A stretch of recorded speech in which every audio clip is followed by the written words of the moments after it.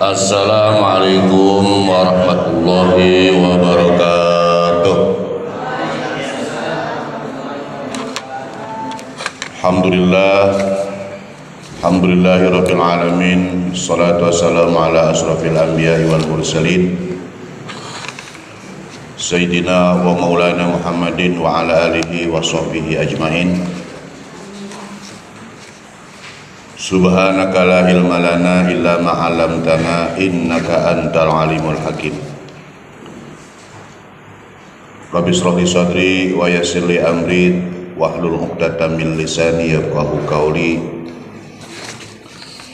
Amma ba'du, faqad qala Allah ta'ala fil Qur'anil Karim wa huwa asdaqul qailin. A'udzu billahi minasy syaithanir rajim. Bismillahirrahmanirrahim. Yarfa'illahu alladhina amanu minkum walladhina utul ilma darajat. Wa qala Rasulullah sallallahu alaihi wa alihi wasallam, asyadun nasi hasratan yaumal qiyamati rajulun amkanahu talabul ilmi fid dunya wa lam yatlubhu, au kama qala Rasulullah sallallahu alaihi wa alihi wasallam. Puji serta syukur marilah sama-sama kita panjatkan kehadirat Allah Subhanahu wa taala. Shalawat salam semoga senantiasa Allah limpah curahkan keharibaan baginda kita Nabi besar Muhammad sallallahu alaihi wa alihi wasallam. Syukur alhamdulillah di pagi hari menjelang siang ini kita bisa mengisi daripada kegiatan kita dalam rangka taklim.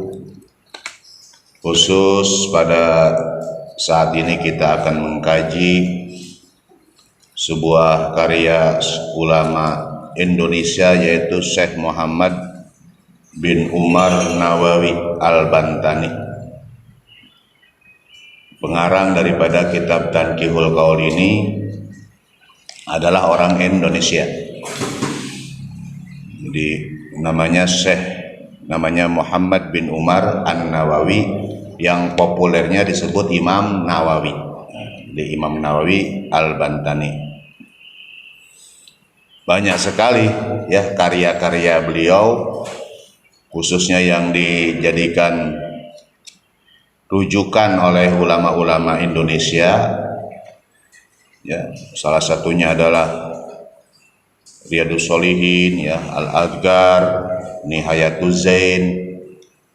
Jadi madhab Syafi'i, khususnya kalangan orang-orang Indonesia ini, banyak yang berkiblat terhadap pendapat-pendapat daripada Imam Nawawi, khususnya ketika dia mengkaji baik tentang fikih maupun hadis. Oleh karenanya mari sama-sama kita baca Ummul Quran. Kita minta keberkahan daripada ilmu daripada Imam Nawawi ini, karena kitabnya akan kita kaji bersama-sama. Mudah-mudahan ilmunya bermanfaat ke kita semua. Ala hadiniyah wa ala kulli niyatin shalihah wa ila hadratin Nabi Muhammadin sallallahu alaihi wasallam wa ila ruh khususon mu'alif hadal kitab Tanqihul Qaul Syekh Muhammad bin Umar An-Nawawi Al-Bantani. Al-Fatihah. A'udzu billahi minasyaitonir rajim. Bismillahirrahmanirrahim. Alhamdulillahirabbil alamin arrahmanir rahim maliki yaumiddin. Iyyaka na'budu wa iyyaka nasta'in ihdinas siratal mustaqim siratal ladzina an'amta 'alaihim ghairil maghdubi 'alaihim waladdallin. Kajian pada saat ini kita masuk kepada bab yang keberapa? 32. Oh ini ya, sekarang mana? Oh ya. Jadi kita melanjutkan bab yang ke-32 ya. Bab 32 ini kaitannya dengan tawadhu. Tawadhu itu rendah, rendah hati. Ya. Lawan katanya takabur.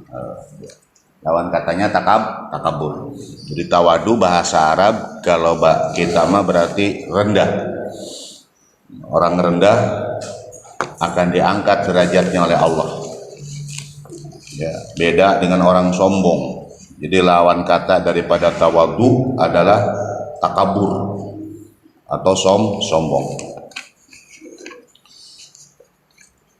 Kesombongan ini adalah merupakan pangkal daripada kecelakaan. Bagaimana sombongnya Fir'aun? Dia kenapa sombong? Karena Fir'aun ini merasa hebat dengan kekuasaannya, dengan fisiknya, termasuk dengan kesehatannya. Kekuasaannya Fir'aun tanpa batas, gak ada orang ketika itu yang mampu menggantikan sebagai raja. Ya, orang Bani Israel semua takluk terhadap siapa?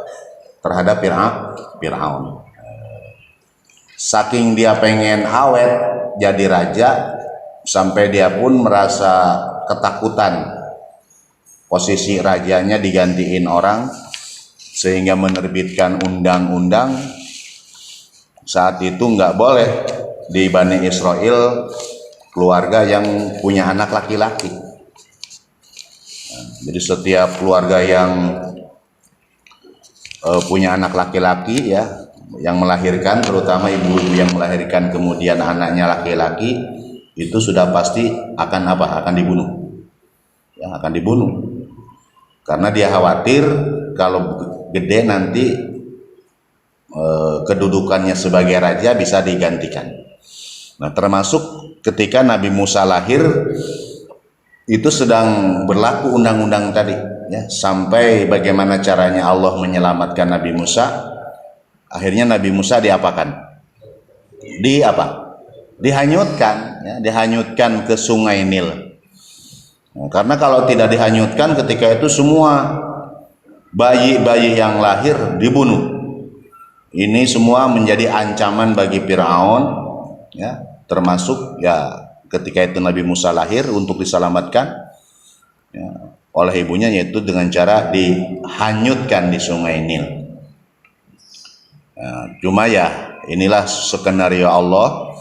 Walaupun bagaimana Nabi Musa ini walaupun dihanyutkan, Allah selamatkan, ya, yang secara aturan Allah dia pun dipelihara, diambil sebagai anak angkat oleh Fir'aun, ya, istrinya yang solehah, ya, yaitu istrinya Fir'aun namanya siapa? Siti Asia, ya, Siti Asia, orang perempuan solehah, Pak, ya, perempuan solehah. Ya, ketika diambil di sungai itulah bayi Musa ini awalnya juga sama mau dibunuh. Karena ketika dilihat di kotak, ternyata itu bayinya laki-laki, bahaya. Tapi dengan pertolongan Allah, tiba-tiba istrinya Fir'aun ini sayang, ya, nggak boleh dibunuh ini. Kita pelihara aja, kan kita nggak punya keturunan. Yang pada akhirnya Nabi Musa selamat dalam genggaman Fir'aun, ya, Raja Fir'aun, ya, sampai usia dewasa. Cuman ya walaupun bagaimana Nabi Musa mendapat wahyu untuk memberantas akidah-akidah yang menyimpang. Artinya untuk meluruskan tauhid. Nabi Musa dakwah, ya, untuk menyembah Allah, termasuk dakwah ke Fir'aun. Ya, akhirnya ini dilematis bagi seorang Nabi Musa. Di sisi lain dia harus menghormati sebagai orang tua angkat, tapi di sisi lain dia pun harus menjalankan tugas sebagai nabi, sebagai rasul. Ini harus disampaikan. Tapi lagi-lagi Fir'aun ini nggak mau, ya, nggak mau, ya, yang pada ujung akhirnya ya tetap Nabi Musa dan Fir'aun ini menjadi musuh, ya, musuhnya Nabi Musa, Fir'aun. Yang pada ujungnya Fir'aun pun ya hancur. Ya, hancur yaitu dengan cara Allah menenggelamkan di lautan merah, ya, di lautan merah. Hancur Firaun. Awalnya ini sombongnya luar biasa, ya. Saking dia sombongnya itu karena kekuasaannya nggak ada yang bisa gantiin. Termasuk fisiknya Firaun ini nggak pernah sakit. Oh, jadi anti apa? Antivirus, anti COVID, Firaun mah. Ya sekian ratus tahun itu nggak ada istilahnya Firaun sakit, nggak ada. Ini luar biasa. Nah, dia merasa hebat, ya itulah timbul dalam hati sombong. Oh, jadi ana rabbukumul a'la, sampai begitu. Saya ini Tuhan, saya Tuhan, saya Tuhan. Jadi orang sombong itu pertama memang, kenapa orang bisa sombong? Orang bisa sombong lantaran jabatan. Nah, jadi jabatan ini hati-hati. Ketika orang punya jabatan, apalagi jabatannya strategis, jabatannya tinggi, itu bisa melahirkan kesombongan, termasuk Firaun. Sombong luar biasa. Termasuk yang bisa menyebabkan orang sombong itu harta. Nah, orang kaya ini kalau nggak didasari dengan iman dan syukur kepada Allah, sombong. Kayak sombongnya Korun itu tadinya orang miskin, ya, orang miskin, orang yang taat ibadah. Tapi karena melimpah ruah hartanya, ujung-ujungnya Korun apa? Sombong. Tapi lagi-lagi orang sombong tetap dihancurkan. Yaitu dengan cara apa Korun hancurnya? Ditelan bumi. Ya. Ditelan ini. Korun itu bukan, bahkan dalam kisah Al-Quran itu sampai sekarang Korun itu masih dibebesin. Terus, nah, terakhir nanti hari kiamat akan berakhir. Itu orang sombong, ya, orang sombong lantaran harta. Ketiga, orang sombong itu lantaran fisik. Nah, merasa dia hebat, cakep, ya, merasa cantik, merasa ganteng. Oh, sombong. Jadi antaranya tiga. Orang bisa sombong lantaran jabatan, kekuasaan. Dia hebat, kekuasaan. Dia banyak anak buahnya, banyak ininya, pembantunya, pokoknya dia punya jabatan hebat. Itu bisa melahirkan kesombongan kalau tidak didasari dengan iman dan syukur kepada Allah. Dan orang bisa sombong lantaran apa tadi? Yang lantaran harta, ya, harta. Dan yang ketiga, orang bisa sombong lantaran fisik, punya kelebihan fisik, merasa fisiknya cakep, fisiknya cantik, fisiknya ganteng, nah sombong dah. Nah, lawan kata daripada sifat sombong ini dalam materi sekarang adalah tawadu. Tawadu itu ya lawan daripada sifat apa? Sifat sombong, ya, yaitu rendah, tidak harus ditampakkan. Walaupun dia kaya, ya biasa dia, sama dengan orang miskin. Dia pinter, tawadu, sama dengan orang bodoh. Nggak merasa dia pinter kemudian saya pinter nih, saya mah duduknya harus di depan. Nggak bisa. Saya pinter nih, ini kalian harus jadi anak buah saya. Nah, tapi orang tawadu tidak, sama posisinya.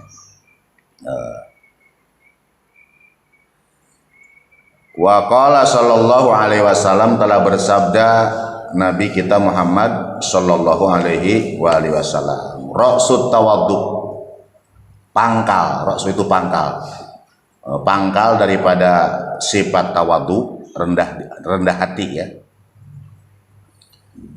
Ya tadiya bisalam alaman lakiyah. Ciri-ciri atau ra'su itu bisa dikatakan ciri, tanda atau ciri orang yang tawadu, orang yang rendah hati itu selalu mengucapkan salam ketika ketemu dengan orang. Nah ini bukan dadah, bukan peace, bukan, tapi assalamualaikum, bisalam alaman laqiyahu minal muslimina fil majalis. Orang tawadu itu selalu membiasakan mengucapkan apa? Mengucapkan salam ketika ketemu dengan orang Islam. Nah, di satu tempat, di sekolah, di majlis, di jalan, di rumah, atau di mana saja, ya. Jadi orang tawadu itu. Wa qala sallallahu alaihi wasallam, dan telah bersabda Nabi sallallahu alaihi wasallam, atawaddu ma'idus syaraf. Jadi orang tawadu, sifat tawadu itu sumber ya daripada kemuliaan.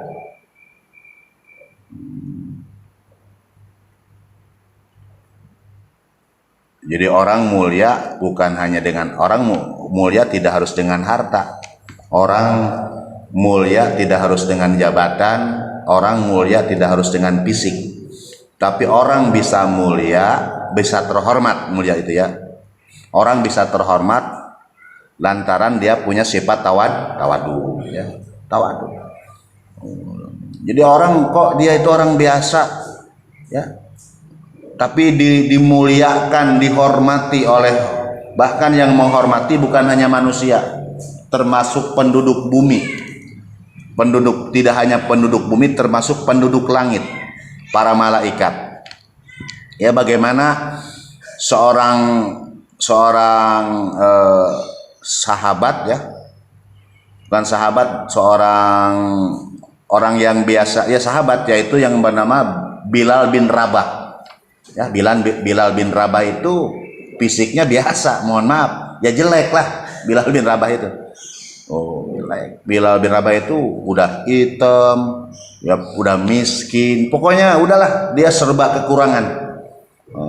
Makanya dia jadi tawanan orang-orang kafir ketika itu, ditawan, disiksa, karena Bilal ini waktu itu tidak mau ikut agama kafir.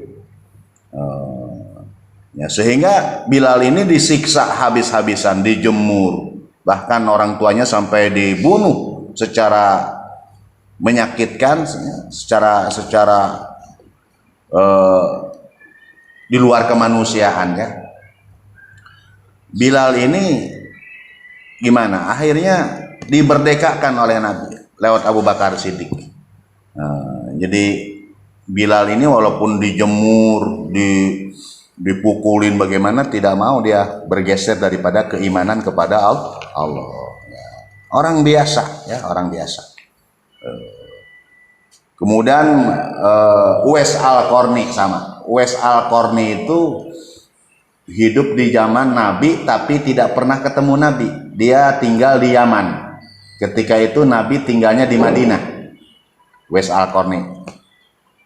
Fisiknya bahkan belang, mohon maaf. Jadi Uwais Al-Qarni ini enggak, fisiknya walaupun bukan hanya hitam tapi banyak inilah. Tapi Uwais Al-Qarni ini orang yang paling taat terhadap ibunya. Oh, jadi orang yang paling taat di antara sahabat Nabi ketika itu adalah Uwais Al-Qarni. Ya, jadi keperluan ibunya itu dituruti, ya, karena ibunya sudah tua, ibunya sakit-sakitan. Bagaimana hormatnya Uwais Al-Qarni sampai Uwais Al-Qarni ini memberangkatkan haji ibunya dengan cara digendong. Digendong, jadi emaknya itu digendong dari Yaman ke Mekah mau melaksanakan ibadah haji. Kita udah berapa kali gendong emak? Udah berapa kali? Digendong ya, dari Yaman digendong ibunya.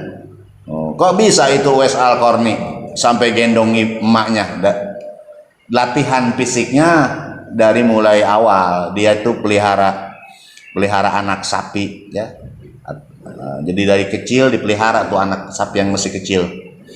Setiap mau menggembala itu digendong si anak sapi itu. Dari rumahnya ditaikin ke gunung tapi digendong. Lama-lama anak sapi ini kalau tiap hari ya gede ya, karena saking tiap harinya jadi kuat, mulai jadi anak ya, terus gede ya sampai 100 kilo lebih ini anak sapi. Akhirnya kalau cuma gendong ibunya dia bisa. Jadi caranya dia latihan fisik. Makanya ada peribahasa Allah bisa karena biasa. Ya, orang kalau sudah biasa ya enak ya, kayak kita belajar, kayak kita baca, itu gimana kebiasaan kita. Jadi sifat tawadu ini merupakan faktor untuk menunjang orang itu dihormati. Orang itu dihormati bukan lantaran kaya, dia dihormati bukan lantaran pinter, dia dihormati bukan lantaran ganteng, bukan. Dia dihormati lantaran punya sifat apa? Sifat tawaduk, ya, sifat rendah diri. Dia mah enak orangnya, sudah pinter, ya, sudah ganteng, tawaduk lagi, kan enak. Jangan sampai udah nggak pinter, udah nggak cakep, sombong. Nah, kebalikan ya. Oh, dia sombong. Oh, dia nggak songong, orang songong gitu. Pas dilihat, dia jadi ada orang yang pinter, ganteng, kaya, tawadu. Nah, ini luar biasa. Jadi tawadu ini sumber atau sifat untuk mengangkat derajat seseorang. Al-kiram waqala sallallahu alaihi wasallam, al-kiram at-taqwa, orang bisa mulia itu lantaran dia bisa melaksanakan takwa kepada Allah. Wasyarab at-tawadu, orang bisa mulia lantaran dia rendah hati. Jadi pada dasarnya manusia itu sama di mata Allah Subhanahu wa Ta'ala. Tidak ada orang kaya, tidak ada orang miskin, tidak ada orang cakep, tidak ada orang jelek, semua sama di mata Allah. Yang membedakan manusia apa? Ya, takwa, ya. Takwa. Jadi semua yang di mata Allah itu, mau kamu mau bos, mau anak buah, mau pimpinan, mau orang biasa, mau cakep, mau jelek, sama. Allah nggak pernah melihat fisik, tapi yang dilihat Allah adalah apa? Takwa. Inna akramakum indallahi atqakum. Sesungguhnya kemuliaan kalian di hadapan Allah Subhanahu wa Ta'ala adalah semata-mata karena takwa. Wal yakin al gina, dan keyakinan itu melahirkan kekayaan. Kekayaan di sini artinya menambah percaya diri, ya, percaya diri. Wa qala sallallahu alaihi wasallam, kullu zi nikmatin mahsudun sahibuha illa tawaduk. Kullu zi nikmatin, setiap yang punya nikmat, setiap orang yang punya nikmat, setiap orang yang punya apa? Duit, nikmat. Setiap orang yang punya jabatan, nikmat. Setiap orang yang punya kedudukan, nikmat. Setiap orang yang dikasih penampilan fisik sempurna, udah cakep, misalnya ganteng, cantik, itu namanya nikmat. Jangan salah, kullu zi nikmatin mahsudun sahibuha. Setiap ada nikmat sudah pasti biasanya ada yang iri. Ada yang iri. Jadi ada yang iri, ada yang hasud. Dia duitnya banyak, pasti ada yang iri. Ya, dia jabatannya tinggi, pasti ada yang iri. Dia pinter, termasuk pinter, ada yang iri. Ya. Illa tawadu, kecuali sifat apa? Sifat tawadu. Jadi sifat tawadu mah nggak ada, orang nggak bisa mengalahkan orang tawadu, ya. Makanya orang tawadu ini adalah faktor keselamatan hidup tawadu. Bukan uang, ya. Kalau kita banyak uang, ya banyak orang yang ngincer, orang-orang jahat. Nah, itu namanya orang hasud itu. Ya, orang duitnya banyak, bagaimana caranya? Dengan cara, bagaimana caranya saya harus merampas uangnya, dan sebagainya. Jadi ada yang iri, ada yang hasud. Tapi kalau kita punya sifat tawadu, itu aman, ya, aman. Tidak akan ada orang yang hasud. Dan jangan salah, waqala sallallahu alaihi wasallam, at-tawadu min akhlaqil anbiya wa takabur min akhlaqil kufar wal birahana. Tawadu, sifat rendah hati, adalah akhlaknya para nabi. Wa takabur min akhlakil kufar, sifat sombong adalah akhlaknya orang-orang kafir. Semua nabi, semua rasul yang diutus oleh Allah dari mulai Nabi Adam sampai terakhir Nabi Muhammad Shallallahu Alaihi Wasallam itu semuanya punya sifat apa? Sifat tawadu. Sifat tawadu, nggak ada yang sombong. Wah, saya nabi ini, saya rasul. Nggak pernah ada yang sombong. Semua ya, semua para nabi itu orang yang rendah diri. Walaupun disakiti, walaupun dianiaya, tetap tidak balas. Ya. Itu semua para nabi. Beda dengan akhlak-akhlak orang-orang kafir. Wa takabur min akhlakil kufar. Sedangkan takabur, sombong ini termasuk akhlaknya, perilakunya orang-orang kafir. Wa qala sallallahu alaihi wasallam, dan telah bersabda Nabi sallallahu alaihi wasallam, man takabbara 'alal fuqara la'anahullah. Barang siapa yang sombong kepada orang-orang fakir, orang miskin, la'anahullahu, niscaya Allah akan melaknatnya. Wa man takabbara 'alal ulama, dan siapa yang sombong kepada ulama, nah ini azzaullah, Allah akan menghinakan kepada orang tersebut.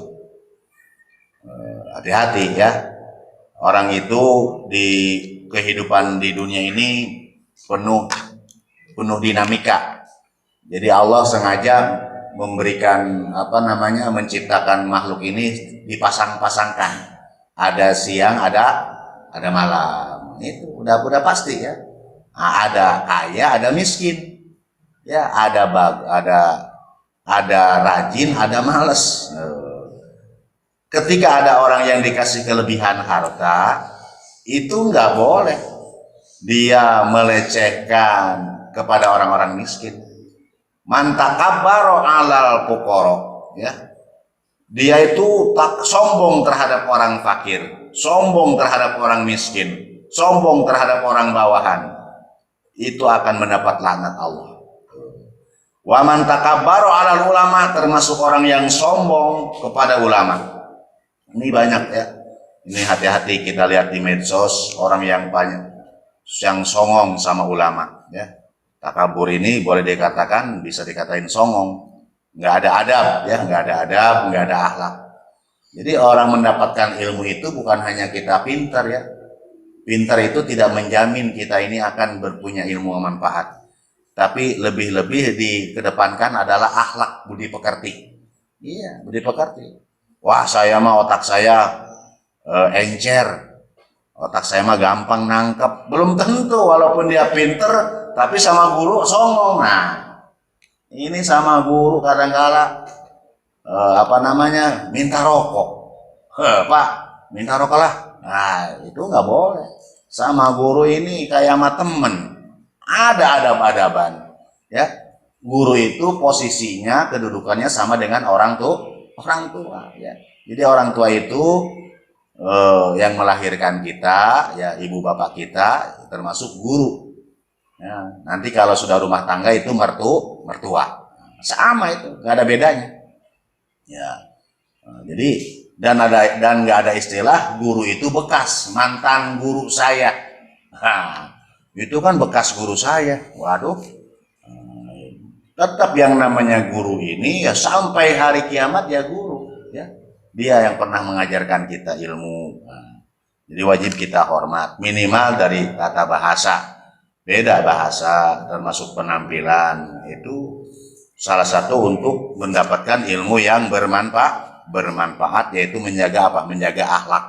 Ya, menjaga akhlak kepada guru, kepada orang tua, termasuk kepada orang-orang yang lebih tua dari kita umurnya.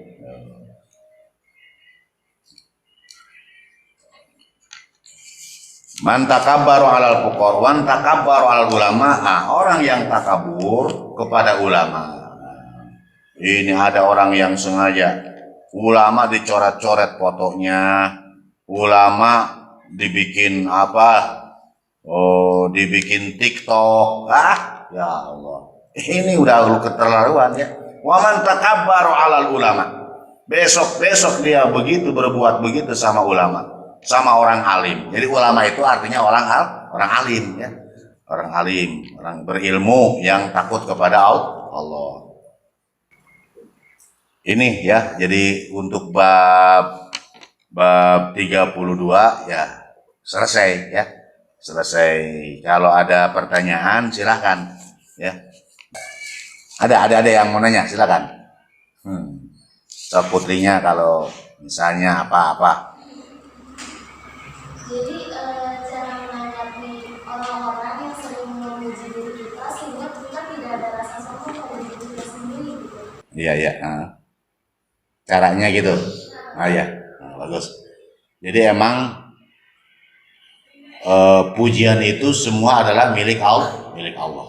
Ya, semua kehebatan, semua kelebihan itu semuanya adalah milik Allah. Makanya ada alhamdulillahirabbil alamin, segala puji. Cuman ya memang di sekitar kita itu ada orang yang memuji, ya. Memuji, menyanjung ya. Membuat kita kalau kita nggak siap kadang-kala bisa terlena.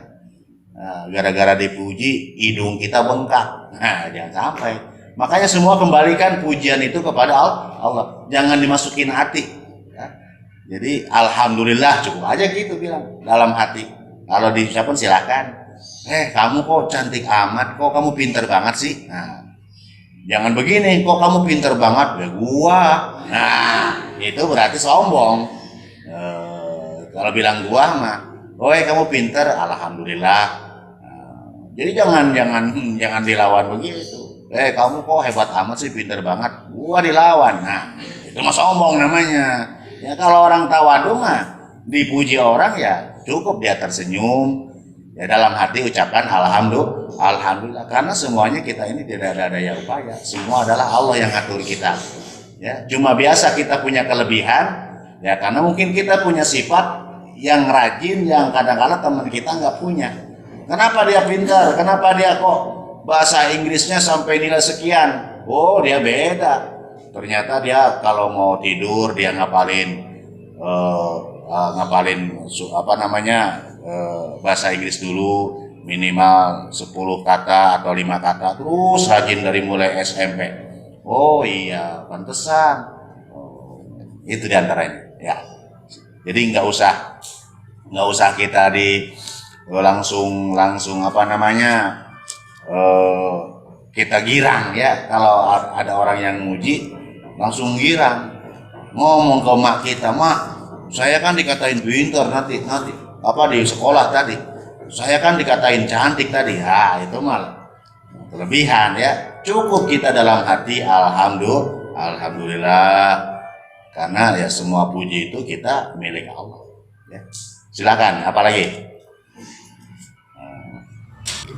Cara menjauhkan penyakit ain. Ya. Cara menjauhkan penyakit ain.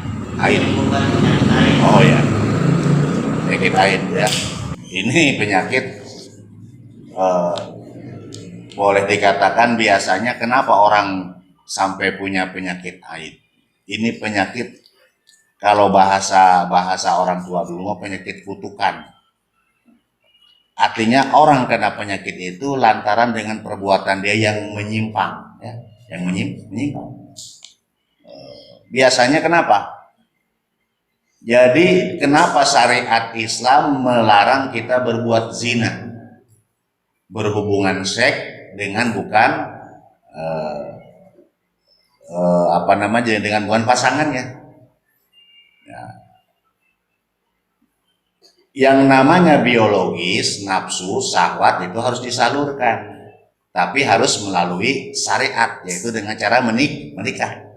Nah, ketika biologis ataupun birahi disalurkan tanpa melalui syariat, itu pelanggaran. Ya, maka dengan pelanggaran tersebutlah ya lahirlah penyakit macam-macam, bukan hanya haid. Yang kedua, ada orang yang menyalurkan hak birahi itu melampaui batas. Jadi oral itu dengan bukan tempatnya, jadi dia mohon maaf pokoknya bukan sesuai, kayak binatang. Ya. Nah, dengan perilaku yang menyimpang itulah maka lahirlah penyakit itu. Ya, makanya untuk aman, ya itulah jalankan syariat agama Allah. Nggak bedanya sekarang dengan COVID, dengan corona. Kita ini jangan terlalu paranoid. Paranoid apa? Ketakutan yang berlebihan. Cukup kita jalankan prokes, ya. Prokes apa prokes? Protokol kesehatan. Iya. Jangan sampai dengan adanya COVID, dengan adanya virus ini mengganggu dari kegiatan kita. Udah di sekolah nggak boleh sekolah, di rumah juga nggak belajar. Kenapa? Wah, lagi virus sekarang mah, lagi kena di COVID sekarang mah nggak usah belajar. Wah, itu namanya salah menyalahgunakan ke situasi. Ya kita ini semua yang namanya ketentuan hidup ini adalah siapa yang mengatur? Allah Subhanahu wa Ta'ala. Ya. Cukup kita jalankan syariat aja. Cuci tangan itu bukan syariat, bukan aturan prokes, bukan. Cuci tangan itu sebetulnya dalam Islam sudah ada, yaitu ketika kita apa? Berwudu, ya. Orang yang sering berwudu ya otomatis dia akan cuci apa? Cuci tangan, kan begini kalau mau wudu. Nah, begini. Jadi minimal ya wudu kita ini sehari semalam berapa kali? Minimalnya 5 kali lah. Ya, karena khususnya ketika kita mau sholat yang 5 waktu, ya. Zuhur kita berwudu, asar berwudu, ya, kemudian maghrib berwudu, isya berwudu, subuh. Nah, bagusnya wudu ini dipelihara. Artinya dipelihara ya terus-terusan kita punya apa? Punya wudu, bagus, ya. Jadi itu diantaranya. Jadi insya Allah kalau kita menjalankan aturan agama Allah dengan baik, penyakit-penyakit aneh ini insya Allah tidak akan kena kita. Baik itu penyakit AIDS, penyakit COVID ini ya mudah-mudahan. Ya. Karena semuanya ini sudah ada aturannya, ya, sudah ada aturannya, sudah ada ketentuannya. Jadi musibah itu ada 3. Ya, musibah itu kadangkala musibah itu bentuknya ujian. Musibah itu bentuknya ujian. Kita sholat, kita puasa, kita rajin ibadah, tapi kok masih diuji, masih kita nih kena musibah. Itu namanya ujian, ya, supaya kita ini terus melanjutkan. Dikasih sakit tidak putus asa, cuma sakit berobat aja udah. Ada juga bentuk musibah ini bentuknya teguran. Lantaran kita ini malas ibadah, malas belajar, ditegur sama Allah. Ya, ditegur, kasih musibah supaya kita sadar, ya, sadar terhadap kelakuan kita yang berubah tadi. Ada juga yang namanya musibah ataupun bencana ini bentuknya hukuman. Ya. Hukuman itu akibat perbuatan kita yang nggak pernah sadar. Ya, kayak zaman Nabi terdahulu itu banyaknya hukuman. Ya, seperti pernah diangkatnya sebuah kampung ke mana? Ke atas. Jadi ini kampung diangkat ke atas, setelah di atas itu dibalikin. Itu kejadiannya di zaman Nabi Lut, ya. Zaman Nabi Lut itu kampungnya diapain? Diangkat. Oh, sama Allah. Diangkat terus. Kenapa itu zaman Nabi Lut sampai demikian? Karena dia telah melakukan penyimpangan seks diantaranya, yaitu dengan punya penyakit homo, ya. Homo itu orang yang punya kelainan, laki-laki senang sama laki-laki, homo. Ini dilarang keras, ya. Dilarang, akhirnya itu dihukum sama Allah, ya. Dihujanin batu, kemudian ada api, kemudian kampungnya diangkat. Nah, itu menyimpang. Ada juga dikasih banjir. Banjir itu terjadi pada zaman Nabi apa? Nabi Nuh. Ya, banyak, ya. Jadi kejadian-kejadian musibah itu lantaran merupakan hukuman dari Allah Subhanahu wa Ta'ala. Sekali lagi, kita batasi sampai cukup dulu, ya, gitu ya. Ada pertanyaan lagi, ada? Ya. Kalau tidak ada, ya kita akhiri, ya, dengan ucapan alhamdulillahirabbil alamin. Mari sama-sama kita bacakan doa ya. Mudah-mudahan ilmu yang kita kaji pada saat ini bermanfaat. Amin ya rabbal alamin. Allahumma hdina bi hudak waj'alna mimman yusarifu fi ridhaq wa la tuwallina waliyan siwak wa la taj'alna mimman khalafa amraka wa asaq. Hasbunallahu wa ni'mal wakil, la haula wa la quwwata illa billahil aliyyil azim. Allahumma hdina bil ilmi wa zayyina bil ilmi wa akrimna bit taqwa wa jamilna bil afiyah. Wa sallallahu ala khaliqi sayyidina Muhammad wa alihi wa sahbihi wa salam. Bi subhana rabbika rabbil izzati amma yasifun wa salamun alal mursalin walhamdulillahi rabbil alamin. Wallahul muwafiq ila aqwamit thoriq. Wassalamu alaikum warahmatullahi wabarakatuh.